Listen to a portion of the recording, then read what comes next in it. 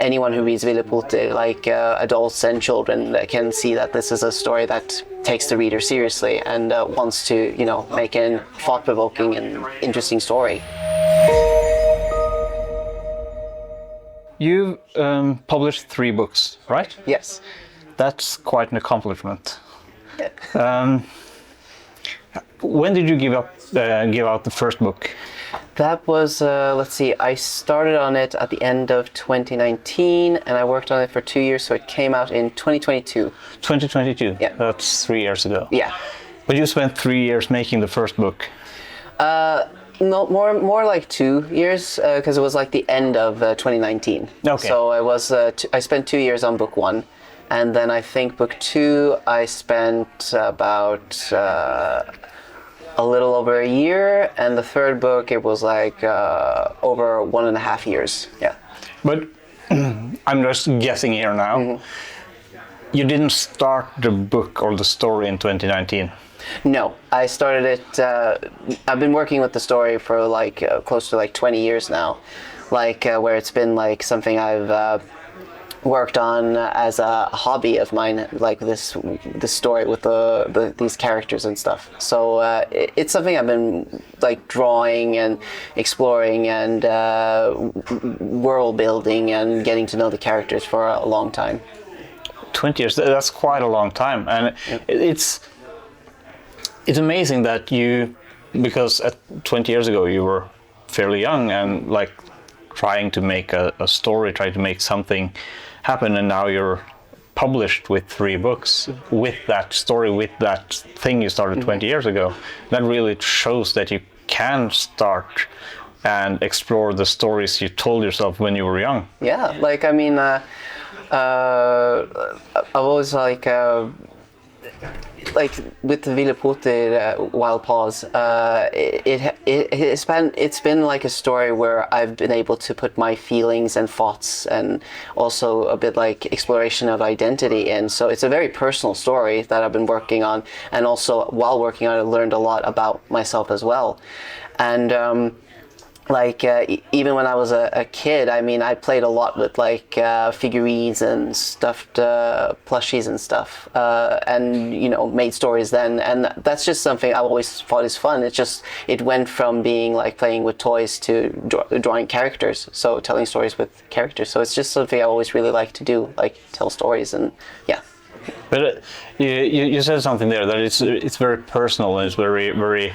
You searching for yourself, basically, and I can only imagine how terrifying it must be to make that first book and approach a publisher and trying to get that out to the people and the fear of rejection. Yeah, like I was when the first book was done and out in bookstores. I was a bit like scared of how it would be received, like because like I said, it is a very personal story that I put a lot of myself into. So there was a fear of like, oh, what if it's not that good, or what if people might judge it, or so just maybe judge me a bit hard, and that's always been scary. Like seeing how people will take the work you make, and like how they will receive it and stuff. But with Ville it has been majorly positive, so that has been very nice. Like, yeah. How many books have you sold, if that's allowed to ask? Oh, I don't know the number, but it is. I don't know the number, but I know that like at least book 1 has gotten, I think, 3 reprints. I think. I don't know if it's on the 4th. I don't know. But I know it's at least has been 3 reprints of book 1 at least. Yeah. But it must be really exciting to see that people are connecting with the story, because I assume they're connecting with the story since they have bought book 1 and you have book 2 and book 3, and I assume that a publisher wouldn't have published book 3 if book 2 didn't sell. So yeah. It's funny because like when I approached the publisher with the story, and I was like, it's a long story. They were very open to it, like, oh yeah, there are more books, but it was a factor of like, well, if book 1 doesn't do well, then maybe the book ends at book 2 then. But since it has done well, I have been kind of allowed to, continue with the story and let it like, go for how long I feel it needs to go. Like, I'm currently working on book 4 right now, and the story will be done in book 5. Yeah. So that's also something that's interesting to hear, because when you look at television shows and stuff like that, you have like these, like for instance, Lost is a good case, because you have this huge mystery on the island in season 1, and if you ask the writers from season 1, like how much was planned of what's going to happen, like nothing. Yeah.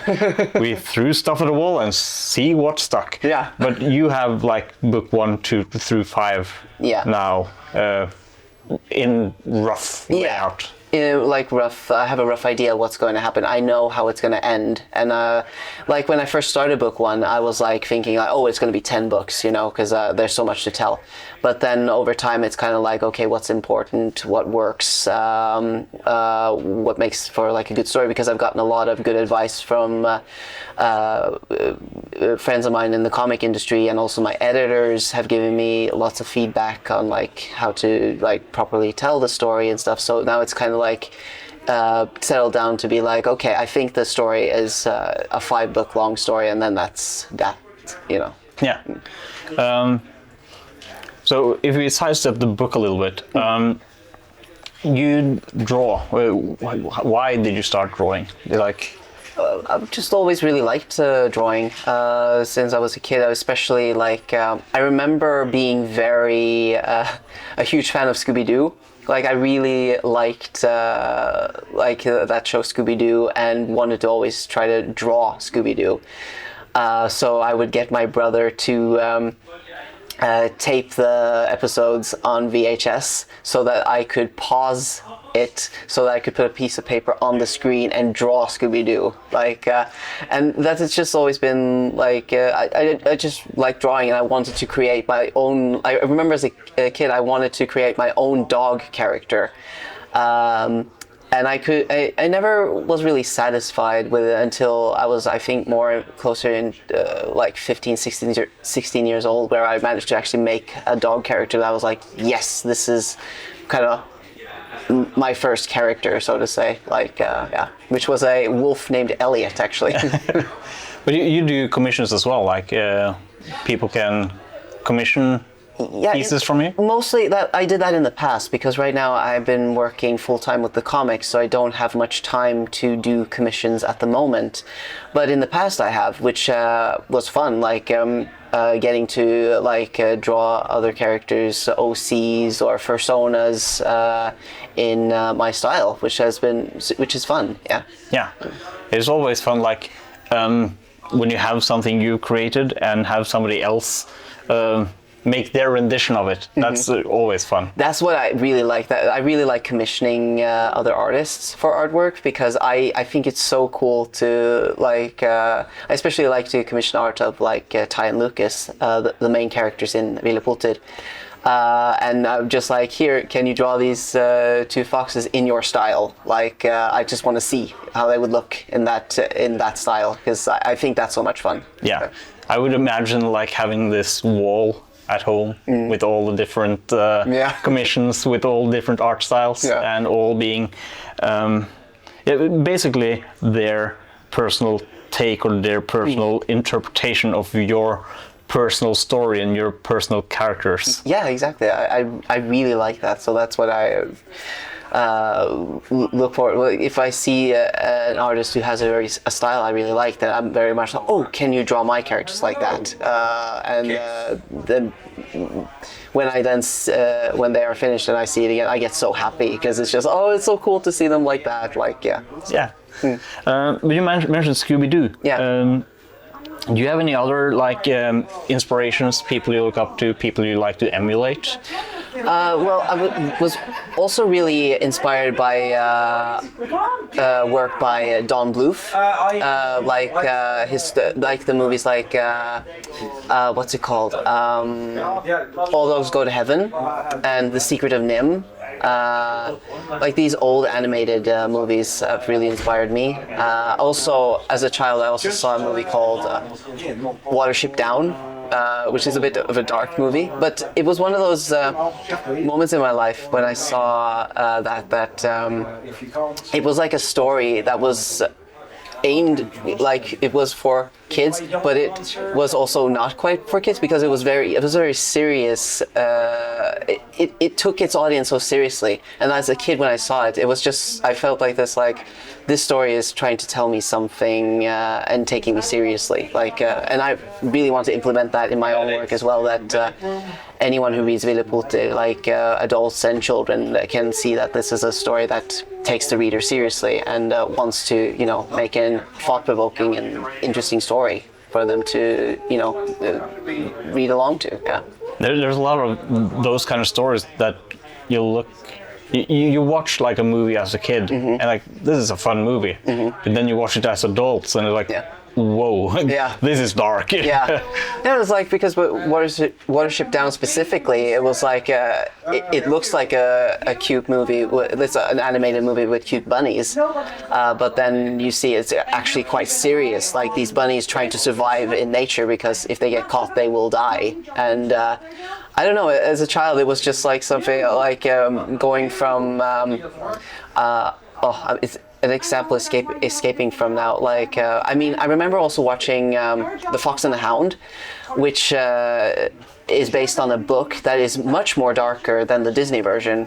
For example, that scene where Chief gets run over by the train. In the book, he dies, but in the Disney movie, he survives. And so it was kind of like okay, so there wasn't that high stakes, kind of, so to say. But with Watership Down, it was very much like, you're dead. Like, it's serious, like the world is out to get you, kind of thing. And I don't know, that just really spoke to me. Like, I want to make something as serious like this with animal characters. Yeah. But it's nice to have those kind of more serious notes, more serious takes, and more serious life lessons in stuff that are mostly aimed at children, because some things will stay with you when you grow up. Yeah. But I'm just thinking now, like with the foxes, I'm fairly certain that foxes are just like dog hardware with cat firmware. I think that's what people say. Yeah. Like dog hardware, like dog body, but cat brain. Yeah. Basically. Yeah. But is that why? Are you like for both dogs and cats, or are you more of a dog person? I am definitely a cat person, but I do love dogs. Like, I love both cats and dogs, but I do think of myself as a cat person, even though right now I do have 2 dogs at home. Are they named Ty and Lucas? No, they are both girls. They are called Fanny and Mumphy. There's something I ask people that I talk to here, and that is, sometimes you have something you need to make, but you don't have the motivation and you don't have the time or energy to do it, but you're under a sort of special kind of restriction there, because you are beholden to the publisher, right? So you have deadlines and stuff, and you can't postpone things indefinitely if you're having a dry spell, or if you're not being creative, feeling creative. But what do you do? How do you push past that? Like, if I'm in an art block? Yeah. Like, what I do if I'm like struggling with a scene and I'm like stuck or I don't know where the story is gonna go from here, like, or I'm struggling to connect 2 scenes together. the thing I do is like I step away from the work a bit. I just need to take a break. I need to go for a walk or a run or bake a cake or listen to music while walking in the woods, and to just be inspired by the world around me, or like even like work on something like completely different, a hobby like painting or knitting or making just doing other things, because even though I'm not physically working on the comic, my brain is still thinking about it. So if I'm like outside walking in the woods and I suddenly see a bird that is eating fermented berries and it's drunk, then it kind of like, then I'm just like, and then I start thinking, could that maybe come, like maybe what if a drunk bird came into the scene, what happens then, because it kind of like, if I'm trying to punch down the wall that is not working, and then I kind of like go outside or do something else, and then my brain was like, well, what if this happens? And I start like ruminating about that. I'm like, yeah, what if that did happen? And then I just kind of like go down that path. And then sometimes it can get so exciting that I'm just like, then I get so eager to get back to work again. So like, so for me, like if I am stuck, it helps to kind of step away a bit, do something different, and then it usually helps kind of like make things work again. Yeah. About the subconscious always working. I'm a programmer as well, and there's always this saying among us is that you start working on a problem, you're stuck and you can't push through, and then suddenly at the evening you're in the shower and just like, yeah, exactly, now I know how to fix this, and you better write it down or else you forget. Exactly. It's funny how a lot of great ideas do happen in the bathroom, like in the shower, on the toilet, and it's just like, I know how to fix the scene now. I usually end these talks with what I call a moonshot, which is basically, if you could do anything, what would you do?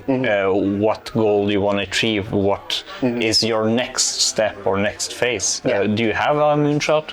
Like for a long time, it was very much like being able to make comics and live off it. And currently, that is what I'm doing, and I'm very happy with that. So I'm actually actively trying right now to find that next thing I want to do. And actually, what I've been looking into is like puppetry. Like learning how to make puppets. I'm still very much like, I don't know anything about it, but it's something I'm like, I would like to maybe learn how to do that and play a bit with stop motion maybe, and make little stop motion scenes with these characters from Ville, which is like more like a hobby dream now. Like, but it is.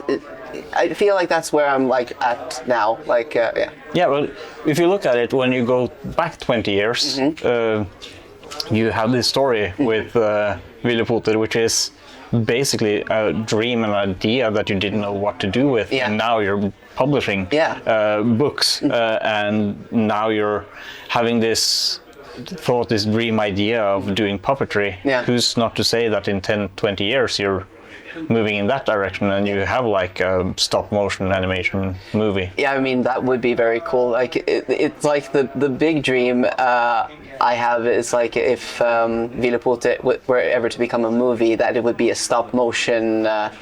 Like Flåklypa, or like what's it called, like like animations like with Coraline,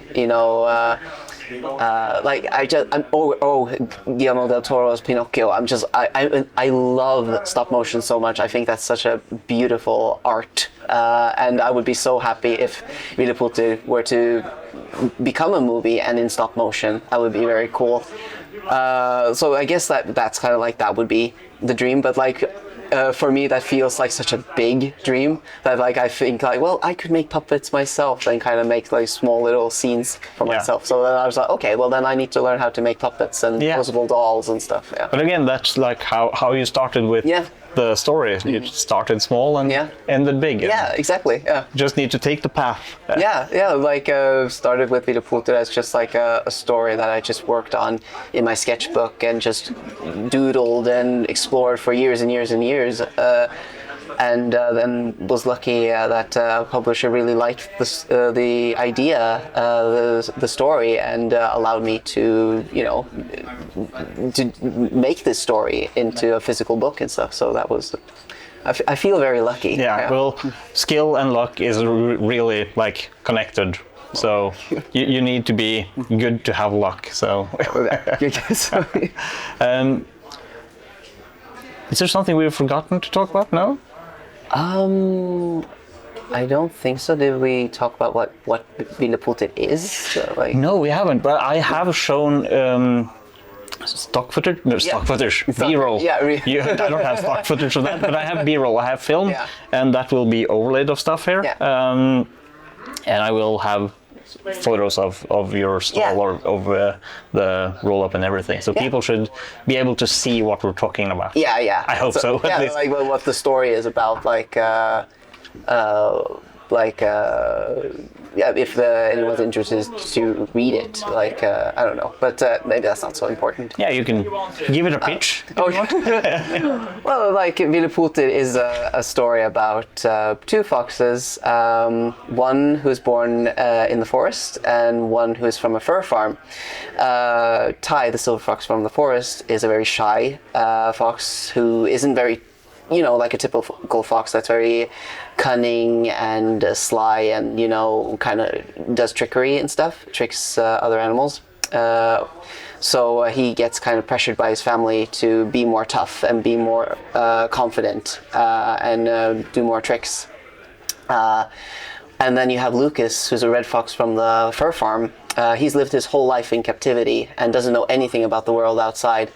And then one night, Ty, the silver fox, sneaks into the fur farm because he wants to try and prove that he can steal a chicken and show that he's brave. But then it doesn't go well because it's a fur farm.